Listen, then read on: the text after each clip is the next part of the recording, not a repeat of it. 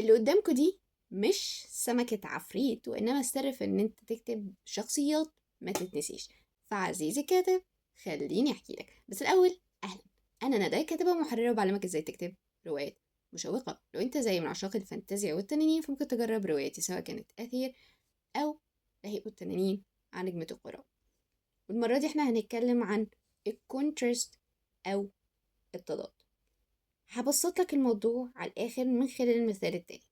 دلوقتي لو احنا بنتكلم مثلا عن رواية تكون ساي فاي، ساينس فيكشن، خيال علمي، مثلا حاجة في المستقبل، فأبطالنا عماد وأحمد هما دلوقتي مطاردين من خلال روبوتس شرير. فأحمد لأنه شخصية متهورة متسرعة وبيفكر في اللحظة، أول حاجة عملها إن هو سرق عربية سايبر بانك وطار بيها عشان يهرب.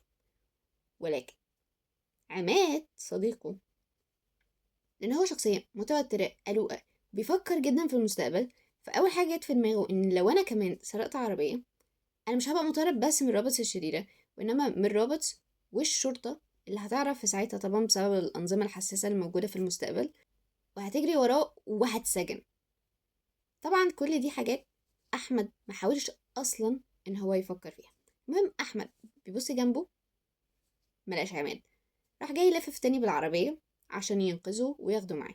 فبيقوله اطلع العربية. عماد بصله، وبدل ما يطلع فعلا، لان هو حرفيا ما قداموش اي يعني حاجة تانية ممكن تنقذه، بدأ يفكر تاني. لو انا طلعت في العربية دي، هل فعلا هتنقذني ولا هتعملي مشاكل اكتر؟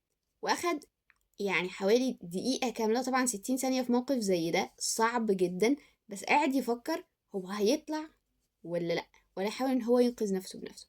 في الاخر لقى ان هو مفيش اي طريقة تانية يقدر على الاقل يهرب بيها الفترة لحد ما يقدر ان هو يثبت انه بريء، الا ان هو يروح مع احمد.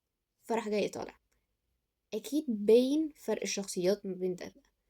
واحد هو عايز يهرب، والتاني بيفكر في المستقبل 10 مرات.